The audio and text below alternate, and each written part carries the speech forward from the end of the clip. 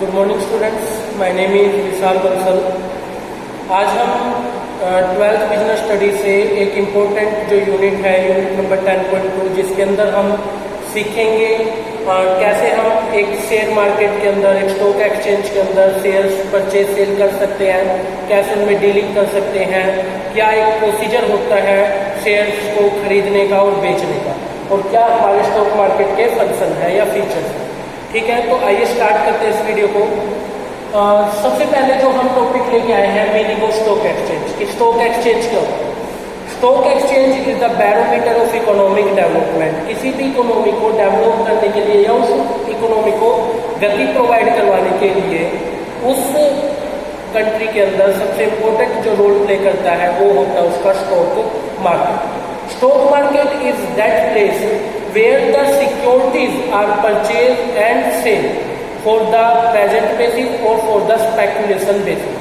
Stock market एक particular place है जहां पे आप financial securities like shares, debentures, preference shares, किसी भी कंपनीज के, अलग अलग कंपनीज के, जो कंपनीज के वहां पे लिस्टेड है स्टॉक मार्केट में। लिस्टेड कंपनी वो होती है जिनके shares, debenture, preference share stock market पे लिस्टेड है। जैसे बॉम्बे स्टॉक एक्सचेंज पे हमारे पास इंडिया की टॉप 30 कंपनीज के सिक्योरिटीज लिस्टेड है, और जो नेशनल स्टॉक एक्सचेंज हमारा दूसरा सबसे बड़ा स्टॉक एक्सचेंज है, उस पे इंडिया की टॉप 50 कंपनीज की जो है सिक्योरिटीज लिस्टेड है। तो आप ऑनलाइन जाकर के उन्हें परचेज सेल कर सकते हैं। और तो प्रेजेंट कॉन्ट्रैक्ट मतलब प्रेजेंट पे भी आप डील करना चाहते हैं, शेयर्स, डिबेंचर खरीदना चाहते हैं तो वो भी कर सकते हैं। और फॉर द स्पेकुलेशन बेसिस भी आपको डील कराता है। स्पेकुलेशन कॉन्ट्रैक्ट ऐसे कॉन्ट्रैक्ट होते हैं जिनकी आप कॉन्ट्रैक्ट तो प्रेजेंट में करते हैं लेकिन उनको एग्जीक्यूट आप आने वाले टाइम में करते हैं। क्योंकि देखिए कुछ इन्वेस्टर्स क्या होते हैं, उनको नॉलेज बहुत ज़्यादा होती है। वो लोग क्या करते हैं, प्रेजेंट में किसी के साथ कॉन्ट्रैक्ट में आ जाते हैं कि मैं आपके जो शेयर्स हैं, जो सिक्योरिटीज हैं, उनको एट प्रेजेंट में कॉन्ट्रैक्ट करता हूँ कि मैं आपसे 1 लाख रुपए में परचेज करूँगा और आप इसके 10,000 रुपये एज ए टोकन मनी रख लीजिए, लेकिन मैं इसकी जो फाइनल अमाउंट होगी 90,000 वो आपको 6 महीने बाद जो है पेड करूँगा। तो 6 महीने तक हम इसका वेट कर सकते हैं कि अगर शेयर की वैल्यू बढ़ती हुई हमें दिखाई देगी तो हम उसको फाइनल पेमेंट करेंगे, लेकिन अगर हमें बढ़ती हुई नहीं दिखाई देगी तो हमने अभी सिर्फ टोकन मनी दिया है तो आपको लॉस होगा। तो ज़्यादा से ज़्यादा टोकन मनी का होगा, इससे ज़्यादा का लॉस नहीं होगा।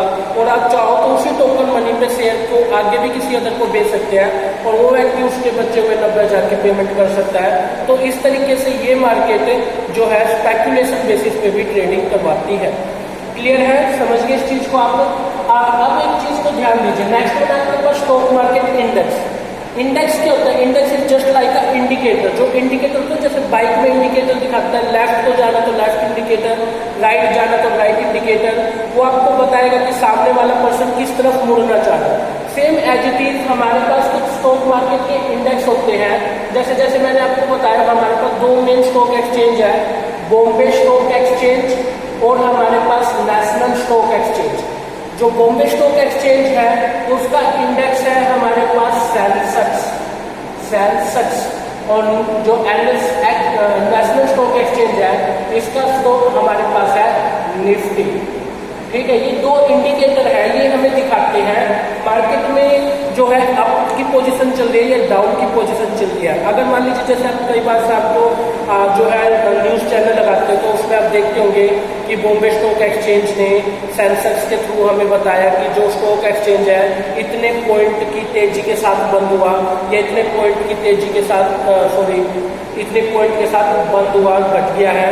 तो इन दैट केस को आपको बता रहा है कि स्टॉक मार्केट में इस टाइम पे क्या कंडीशन चली हुई है। समझ गए इस चीज को? तो स्टॉक मार्केट जो इंडेक्स होते हैं वो आपको एक जजमेंट देते हैं कि इस टाइम मार्केट में बूम की पोजीशन है या रिसेशन मीन्स डाउनफॉल की पोजीशन आई हुई है, तो उसके थ्रू हमें पता चलता है। क्लियर है? नेक्स्ट वन आपके पास है फीचर्स ऑफ स्टॉक एक्सचेंज। देखिए बहुत इंपॉर्टेंट है। अगर हम स्टॉक एक्सचेंज के फीचर्स की बात करें तो हमारे पास में जैसे फीचर्स में आ जाता है, stock market is a organised market. Stock market is a organised market. Stock market को ऑर्गेनाइज्ड मार्केट इसलिए बोला है क्योंकि यहाँ पे जो है आप सिक्योरिटीज को बहुत ही ऑर्गेनाइज्ड वे में परचेज सेल कर सकते हैं। सब कुछ डिजिटल फॉर्म में होता है, प्रॉपरली रूल्स रेगुलेशन के साथ होता है, और इसमें हर एक पूरी तरह से ट्रांसपेरेंसी होती है, किसी के साथ कोई भेदभाव नहीं होता। तो मार्केट बहुत ही डेवलप होती है। टोकनाइज होती है, ठीक है। Dealing in various securities, dealing in various securities. यहाँ पे ये बताना चाह रहा आपको कि आप इस मार्केट में कई तरह की सिक्योरिटीज परचेज कर सकते हैं जो अलग अलग कंपनीज ने आपको प्रोवाइड करवाई है। जैसे टाटा कंपनी आपको डिवेंचर्स भी इशू करता है, प्रेफरेंस शेयर्स भी इशू करता है, इक्विटीज भी इशू करता है, ठीक है। जो भी लिस्टेड कंपनी है उन्होंने जो भी अपने शेयर्स डिवेंचर्स वगैरह आपको प्रोवाइड करवाए हुए हैं उनको आप खरीद सकते हैं इस मार्केट में जाकर। क्लियर है। Dealing only through the authorised member, ये एक इंपॉर्टेंट फीचर है इसका। Dealing only by authorised member. Authorised member से यहाँ पे ये बता रहा है कि आपके पास में शेयर मार्केट में कुछ इंटरमीडिएट, कुछ ब्रोकर्स होते हैं, जैसे हिंदी में जिनको दलाल बोलते हैं, ये शेयर मार्केट में अवेलेबल होते हैं, ठीक है। आप इनके थ्रू ही जो है शेयर्स को खरीद या बेच सकते हैं। आप बिना इनकी मदद के शेयर्स को खरीदने या बेचने का काम नहीं कर सकते हैं। समझ रहे इस पॉइंट को, ठीक है। तो स्टॉक मार्केट के अंदर जो है एक ऑथराइज्ड मेंबर होना चाहिए जिसके पास एक, हमारी security exchange board of India उसको एक लाइसेंस प्रोवाइड करवाती है। सिर्फ उसी की मदद से आप शेयर्स को खरीदो बेचने का काम कर सकते हैं, ठीक है। और necessary to obey the rules and regulation, necessary to obey the rules and regulation. देखिए इस मार्केट के अंदर प्रॉपर रूल्स रेगुलेशन बनाए होते हैं और ये रूल्स रेगुलेशन कौन बनाता है? Security exchange board of India, SEBI. और ये रूल्स रेगुलेशन हर एक को फॉलो करने पड़ते हैं। जो भी इस मार्केट में ट्रेडिंग करना चाहता है, बायर या सेलर, हर एक पर्सन को इन रूल्स रेगुलेशन को फॉलो करना ही पड़ता है। क्लियर है स्टूडेंट? आप चाहे तो इसका एक स्क्रीनशॉट ले सकते हैं ताकि आपको फ्यूचर में याद रहे, ठीक है। नेक्स्ट वन आपके पास में अवेलेबल है function of stock exchange. Stock exchange क्या क्या काम करता है? तो स्टॉक एक्सचेंज जो है हमारे पास काम करता है, तो लिक्विडिटी प्रोवाइड करवाता है। ये हमें क्या प्रोवाइड करवाता है? लिक्विडिटी, ठीक है। लिक्विडिटी का मीन क्या होता है? इस मार्केट के अंदर अगर इन्वेस्टर के पास में सिक्योरिटीज है तो वो बेच करके कैश प्राप्त कर सकता है। अगर उसके पास कैश अवेलेबल है और वो चाहता है कहीं पे इन्वेस्ट करे तो वहां पे वो सिक्योरिटीज में इन्वेस्ट करके अपने कैश को सिक्योरिटीज में कन्वर्ट कर सकता है, ठीक है। ये इसका एक फंक्शन है। Pricing the security, pricing the security, यही मार्केट है जो आपकी सिक्योरिटीज का प्राइस सेट करने में मदद करती है। देखिए अलग अलग कंपनी के सिक्योरिटीज की अलग अलग वैल्यू हो सकती है। लाइक रिलायंस के शेयर्स की अलग वैल्यू होगी, टाटा के शेयर्स की अलग वैल्यू होगी, सबके शेयर्स की वैल्यू अलग अलग होती है, ठीक है। तो इस मार्केट में जो है डिमांड साइड और मार्केट में जो इन्वेस्टर्स है उनकी सप्लाई साइड से दोनों के इंटरसेक्शन से हमें पता चलता है कि क्या प्राइसिंग होगी एक पर्टिकुलर सिक्योरिटी की, ठीक है। तो इसको बोल सकते हैं मार्केट फोर्सेस। मार्केट में कौन चीज होती है? या तो डिमांड या सप्लाई।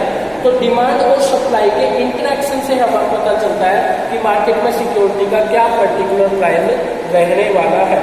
क्लियर है स्टूडेंट? सेफ्टी ऑफ ट्रांजेक्शन, इसका भी यही ध्यान रखता है। इस मार्केट में आज के टाइम में इतनी ज़्यादा ये डेवलप हो चुकी है, इतनी ज़्यादा ट्रांसपेरेंसी इसमें आ चुकी है, इतने रूल्स रेगुलेशन इसमें फॉलो किए जाते हैं कि पूरी तरह से ये मार्केट सेफ रहती है। आपके शेयर्स जो है वो डिजिटल फॉर्म में आपके पास आते हैं। मीन्स आपके डीमेट अकाउंट में क्या होता है ये अकाउंट मैं आपको आगे बताऊंगा, ठीक है। और इसमें किसी तरह की कोई धोखाधड़ी नहीं होती है। तो प्रॉपर रूल्स रेगुलेशन के साथ आपको सेफ्टी प्रोवाइड करवाई जाती है, ठीक है। Contribute to economy, contribute to economy growth, ठीक है। देखिए आपके पास में अगर सेविंग अवेलेबल है, उस सेविंग का आप क्या करना चाहते हैं? आप कहीं पे इन्वेस्ट करना चाहते हैं। इन्वेस्ट करने के लिए सबसे बेटर क्या है? ये आपके पास कैपिटल मार्केट या मनी मार्केट इंस्ट्रूमेंट, आप इनमें डील कर सकते हैं। डील कहाँ से कर सकते हैं? स्टॉक मार्केट में आके आप इन चीज को परचेज सेल कर सकते हैं। जब आप अपनी सेविंग को कहीं इन्वेस्ट करेंगे तो प्रोड्यूसर को रुपया मिलता है, क्योंकि इस इन्वेस्ट को आपने किसी कंपनी में किया है तो प्रोड्यूसर को एज ए लोन के रूप में कुछ रुपया मिल गया और उसी रुपये को आगे यूज करेगा प्रोडक्शन पर्पज पे। प्रोडक्शन पे जितना यूज करेगा उससे उतनी ज्यादा एम्प्लॉयमेंट जनरेट होगी, स्टैंडर्ड ऑफ लिविंग हाई होगा, इंफ्रास्ट्रक्चर आपके देश का डेवलप होगा और इन्हीं चीजों से क्या होती है? इकोनॉमिक ग्रोथ होती है। क्लियर है स्टूडेंट? ठीक है। नेक्स्ट आपके पास पॉइंट आता है spreading equality curve. Spreading equality curve, spreading equality curve से यहाँ पे मेन ये है कि ये जो मार्केट है ये सबके साथ इक्वल बिहेव करती है। कोई व्यक्ति सिक्योरिटीज परचेज करना चाहता है, कोई व्यक्ति सिर्फ सिक्योरिटीज की इंफॉर्मेशन लेना चाहता है, तो ये मार्केट कभी भी बोर नहीं होती है, सबके साथ इक्वल बिहेव करती है। भला आप इसमें इन्वेस्ट करें या ना करें, लेकिन ये सबको जो है इक्वल जो है ट्रीटमेंट देती है, सबके साथ इक्वली बिहेव करती है, किसी के साथ कोई डिस्क्रिमिनेशन नहीं किया जाता। ठीक है। प्रोवाइडिंग स्कोप फॉर स्पेकुलेशन, ये मैंने आपको भी थोड़ी देर पहले बताया था। प्रोवाइडिंग स्कोप ऑफ स्पेकुलेशन, जो प्रेजेंट में कॉन्ट्रैक्ट किया जाता है लेकिन उसको एग्जीक्यूट फ्यूचर में किया जाता है, तो ये आपको इस चीज़ का बेनिफिट प्रोवाइड करवा देती है। ठीक है। तो ये इस मार्केट के क्या थे हमारे पास फंक्शन। क्लियर है स्टूडेंट? समझ गए होंगे उसको आप कि क्या फंक्शन है, क्या फीचर्स हैं स्टॉक एक्सचेंज के। आइए अभी इसका मोस्ट इंपॉर्टेंट जो क्वेश्चन है, जरूर आपके 12 CBSE में पूछा जाता है, trading procedure of stock exchange. देखिए ट्रेडिंग से यहाँ पे मीन क्या क्या है, आप इस मार्केट में शेयर्स को परचेज भी कर सकते हैं, इस मार्केट में आप चाहें तो अपनी सिक्योरिटीज को सेल भी कर सकते हैं, या फिर जैसे देखिए पहले के टाइम में क्या होता था, जो शेयर्स होते थे वो फिजिकल फॉर्म में होते थे, मतलब एक सर्टिफिकेट होता था आपके पास, और आप चाहें तो आज इन्हीं फिजिकल फॉर्म सर्टिफिकेट को चाहो तो डिजिटल फॉर्म में कन्वर्ट भी कर सकते हो। मीन्स अपने जो है कैश जो आपके पास बैंक अकाउंट है उसमें भी रख सकते हो। जैसे मान लीजिए मेरे दादाजी ने कभी जो है किसी कंपनी के टाटा ग्रुप के शेयर खरीदे थे, और उस टाइम पे फिजिकल फॉर्म में इशू होते थे, लेकिन आज के टाइम डिजिटल फॉर्म में सर्टिफिकेट इशू होते हैं, और मैं चाहता हूँ कि अपने उन फिजिकल फॉर्म सर्टिफिकेट को डिजिटल फॉर्म में कन्वर्ट करना। तो इन दैट केस मुझे कौन सा प्रोसीजर अपनाना पड़ेगा, मुझे सेम यही प्रोसीजर अपनाना पड़ेगा जो मैं आपको अभी सिखाने वाला हूँ। तो आप भलाए अपने शेयर को सेल करना चाहते हैं, अपने शेयर को परचेज करना चाहते हैं, या अपने किसी फिजिकल फॉर्म सर्टिफिकेट को डिजिटल में कन्वर्ट करवाना चाहते हैं, तो जो प्रोसीजर मैं आपको बताने जा रहा हूँ आपको वो प्रोसीजर अपनाना होगा, तभी आप जो है इस चीज को एग्जीक्यूट कर सकते हो। ठीक है। तो प्रोसीजर में सबसे पहला स्टेप क्या होता है, सिलेक्ट अ ब्रोकर।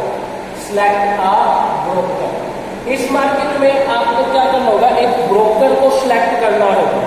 ठीक है। आज के टाइम मार्केट में कई तरह के ऑथराइज मेंबर हैं जिनके पास सेबी से उनको ऑथराइज मिला हुआ है कि वो स्टॉक मार्केट में डील कर सकते हैं। आपके एरिया वाइज बहुत सारे मिल सकते हैं ऐसे इंटरमीडिएट जो शेयर मार्केट में डील करते हैं, आपको उनके पास जाना होगा। या फिर आज के टाइम मार्केट और डेवलप हो गया है, आज के time HDFC bank like axis bank आपको ये सुविधा देते हैं कि आप खुद भी बैठे नेट बैंकिंग के थ्रू घर पे बैठ करके भी जो है आप शेयर्स को खरीद बेच सकते हैं। उसके लिए ये कुछ जो आपसे चार्ज करते हैं, उस केस में बीच में इंटरमीडिएट कौन हो गया, वो डायरेक्ट बैंक की इंटरमीडिएट हो गया। ठीक है। तो इमेजिन करिए आप या तो शेयर को खरीदने जा रहे हैं, या बेचने जा रहे हैं, या अपने डिजिटल फॉर्म सर्टिफिकेट को कन्वर्ट करने जा रहे हैं, किसमें फिजिकल फॉर्म सर्टिफिकेट को कन्वर्ट करने जा रहे हैं डिजिटल में। मैं इमेजिन कर रहा हूँ, मान लीजिए मुझे शेयर को परचेज करना है, तो मैं मार्केट में गया, फर्स्ट ऑफ ऑल मैंने क्या किया, एक ब्रोकर को सिलेक्ट किया। ठीक है। मैंने एक ब्रोकर देखा जो एक ऑथराइज मेंबर था, जो शेयर्स खरीदने बेचने के लिए उसके पास सेबी से लाइसेंस अवेलेबल था, वो मेरी हेल्प कर सकता था। जैसे मैं उस ब्रोकर के पास गया तो उस ब्रोकर ने क्या किया, मेरे से मेरा डीमेट अकाउंट के बारे में पूछा, डीमेट अकाउंट के बारे में। वो बोला कि सर आपको पास डीमेट अकाउंट है, तो मैंने कहा भाई डीमेट अकाउंट क्या होता है, मुझे तो शेयर खरीदने हैं। तो बोला sir demat account is that account in which our securities are kept in digital form. वो बोला कि सर आज के टाइम जो है ना शेयर मार्केट में अगर आपको परचेज सेल का काम करना है ना, तो आपके पास एक डीमेट अकाउंट होना चाहिए, वो बिल्कुल बैंक अकाउंट की तरह ही होता है। अगर आपके पास है तो उसका नंबर मुझे दे दीजिए, अगर नहीं है तो मैं आपका वो अकाउंट खुलवा सकता हूँ। उसके लिए आप मुझे अपने कुछ पैन कार्ड, आधार कार्ड, ठीक है, कुछ अपने एड्रेस प्रूफ की कॉपी दे दीजिए, मैं आपका जो है वो खुलवा सकता हूँ। अगर खुला हुआ है तो आपका अच्छा बात है। ये डीमेट अकाउंट एक ऐसा अकाउंट होता है जिसमें आपकी जो सिक्योरिटीज होती है, जो आपकी फाइनेंशियल सिक्योरिटीज होती है, वो डिजिटल फॉर्म में रखी होती है। जैसे देखो बैंक में आपके रुपए रखे होते हैं ना डिजिटल फॉर्म में, आप देख सकते हो मेरे बैंक अकाउंट जमा है। क्लियर है ना? जब भी निकलवाना चाहो निकलवा सकते हो। ऐसे ही डीमेट अकाउंट में आपकी जो सिक्योरिटीज होती है वो डिजिटल फॉर्म में रखी होती है। ठीक है, जब भी आप किसी कंपनी के शेयर्स डिवेंचर्स परचेज करोगे आपके डीमेट अकाउंट में वो ऐड कर दिए जाएंगे, और जब भी आप उन्हें बेचोगे आपके डीमेट अकाउंट से वो निकाल ली जाएगी। ये डीमेट अकाउंट आपका बैंक अकाउंट के साथ लिंक होता है, किसी भी एक बैंक अकाउंट के साथ लिंक होगा। कभी भी आप जब शेयर्स बेचेंगे तो आपके डीमेट अकाउंट से रुपए कट जाएंगे और बैंक में रुपए आ जाएंगे। क्लियर है? तो डीमेट अकाउंट से सिक्योरिटीज कट जाएगी, बैंक में रुपए आ जाएंगे। डीमेट अकाउंट को जो है खोलने का जो अधिकार है वो डिपोजिटरी के पास होता है। डीमेट अकाउंट को खोलने का अधिकार किसके पास होता है? डिपोजिटरी के पास होता है। और इंडिया में इस टाइम पे मेन 2 डिपोजिटरी हैं, एक CDSL है, एक NSDL है। ठीक है, CDSL central depository service limited है, NSDL national security depository limited है। ये डिपोजिटरी के पास राइट है कि आपका डीमेट अकाउंट खोल सकते हैं। ये अपने नीचे डिपोजिटरी पार्टिसिपेंट बनाते हैं, लाइक HDFC बैंक हो गया, axis bank, ICICI bank, state bank, और उन बैंकों के थ्रू जो है वो लोगों के डीमेट अकाउंट खुलवाता है ताकि वो डिफरेंट सिक्योरिटीज में ऑनलाइन ट्रेडिंग कर सकें। क्लियर है? जब आपका डीमेट अकाउंट हो जाएगा तो आप क्या करेंगे? ऑर्डर प्लेस करेंगे। ऑर्डर किसको देंगे? जैसे मैं अपने ब्रोकर को ऑर्डर दूंगा कि भाई मुझे जो है इस पर्टिकुलर कंपनी के शेयर परचेज करने हैं, आप मेरे बिहाफ पे जो है एक एप्लीकेशन डाल दीजिए मार्केट में कि मुझे जो है मान लीजिए बजाज ऑटो कंपनी के इतने शेयर परचेज करने हैं। तो मेरा ब्रोकर क्या करेगा? मेरे बिहाफ पे उस ऑर्डर को क्या करेगा? प्लेस कर देगा मार्केट में। ठीक है, नेक्स्ट वन हमारे पास क्या होगा? Start online matching. Start online matching के अंदर क्या होगा? जो मेरा ब्रोकर है वो जो भी मैं शेयर परचेज करना चाहता हूँ उसके लिए ऑनलाइन मैचिंग करना देखेगा कि भाई मैं तो खरीदना चाहता हूँ और कौन पर्टिकुलर ऐसा पर्सन है जो इस व्यक्ति को शेयर बेचने को तैयार है। तो ऑनलाइन क्या करेगा? मैचिंग करने की कोशिश करेगा कि भाई मुझे कोई ऐसा व्यक्ति मिल जाए जिसके पास बजाज के शेयर हो और वो बेचना चाहता हो, हमारा इन्वेस्टर उसे खरीदना चाहता है। ठीक है, नेक्स्ट वन होगा communicate mention price to the broker terminal. Communicate price to broker. अब देखिए, मान लीजिए ब्रोकर को एक ऐसा व्यक्ति मिल जाता है, मैचिंग हो जाती है कि वो शेयर बेचना चाहता है। ठीक है, तो वो क्या करेगा? मेरे ब्रोकर को प्राइस कम्युनिकेट करेगा कि भाई ये जो व्यक्ति है जो शेयर बेचना चाहता है ये इतने पर्टिकुलर प्राइस पे शेयर बेचने को तैयार है, क्या आपका इन्वेस्टर खरीदने को तैयार है? अब वो मेरे से पूछेगा क्या आप खरीदने को तैयार हो इतने रुपए पे, तो मैं उसको जवाब दूंगा ठीक है भाई मैं इसको खरीदने के लिए तैयार हूँ। ठीक है, तो अगर मैं तैयार हूँ खरीदने के लिए तो हमारा क्या होगा? एक कॉन्ट्रैक्ट नोट बनेगा। ठीक है, क्या बनता है? कॉन्ट्रैक्ट नोट बनता है।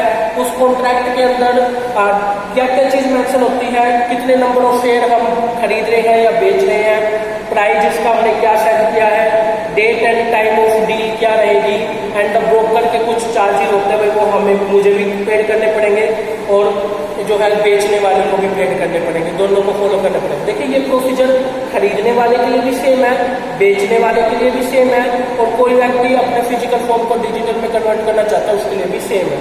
ठीक है, उसके बाद हमारे पास नेक्स्ट आएगा paid day working. Paid day working से मीन है कि हमारे पास में जो पर्सन मेरा जो ब्रोकर है वो मुझसे रुपए लेगा, किस लिए? ताकि वो शेयर को परचेज कर सके, और सामने वाले व्यक्ति से क्या लेगा? शेयर, कि भाई आप मुझे शेयर दे दीजिए, और मेरे से क्या लेगा? रुपए लेगा। तो जिस दिन उसके पास शेयर्स और रुपए दोनों फॉर्म में आ जाएंगे तो वो उसके लिए क्या होगा? पेइंग डे वर्किंग उसके पास में होगा। ठीक है, उसके बाद वो क्या करेगा? सेटलमेंट के लिए टाइम निकालेगा, सेटलमेंट इन प्रोग्रेस। देखिए सेटलमेंट इन प्रोग्रेस में मेनली क्या होता है? जैसे T+2 या T+3 T+5 ऐसे लिखा होता है। तो यहाँ पे T का मीन क्या होता है? T का मीन होता है the day on which the placing the order. जिस दिन हमने ऑर्डर प्लेस किया उसको बोलते हैं T, कि भाई इस दिन ऑर्डर प्लेस किया। ठीक है, और उसमें 2 मीन्स 2 दिन। अगर आप ऑन द स्पॉट करना चाहते हो तब भी आपको 3 दिन लग जाएंगे। एक तो जिस दिन आपने ऑर्डर प्लेस किया उससे नेक्स्ट डे क्या होगा कि उनके बीच में एग्रीमेंट बनेगा और लास्ट डे जो तीसरा दिन होगा उस दिन क्या होगा, मेरे खाते में शेयर आ जाएंगे और दूसरे के खाते में क्या चली जाएगी, मनी चली जाएगी। तो 3 दिन T+2, ऐसे ही इस चीज में T+3, T+5, T+30, T+50 कितने भी दिन का जो है टाइम लग सकता है। ठीक है, सेटलमेंट की प्रोग्रेस हो जाएगी। And the last one is पे आउट वर्किंग डे। पे आउट वर्किंग डे से मीन है कि जिस भी दिन जो है ब्रोकर के पास में शेयर्स और कैश आ जाता है उसको जो है उसी दिन जो है वो सेटलमेंट करनी पड़ती है। मुझे जो है शेयर्स मेरे खाते में ट्रांसफर करने होंगे और सामने वाले के अकाउंट में जो है उसे मनी ट्रांसफर करनी होगी। ठीक है, और लास्ट में delivery of share. Delivery of share means share जो भी परचेज करना चाहता है उसको शेयर मिल जाए। ठीक है, एक चीज आपको याद रखनी है कि जो टाइमिंग होती है शेयर मार्केट में डील करने की वो सुबह 9:15 AM से लेकर के 3 PM तक की जो है 3:30 PM तक का जो है हमारे पास टाइम पीरियड होता है। और मंडे टू फ्राइडे, सैटरडे और संडे जो है ये ऑफ रहता है हमारे पास शेयर मार्केट। तो मंडे टू फ्राइडे आप 9:15 AM से 3:30 PM तक जो है आप उसमें ट्रांजेक्शन कर सकते हैं। क्लियर है, ये आपके पास कंप्लीट प्रोसीजर था किसका, शेयर मार्केट में डील करने का। ठीक है स्टूडेंट्स, कोई प्रॉब्लम आती है आप मुझे कॉल कीजिए और क्वारी अपनी ले सकते हैं। Take care.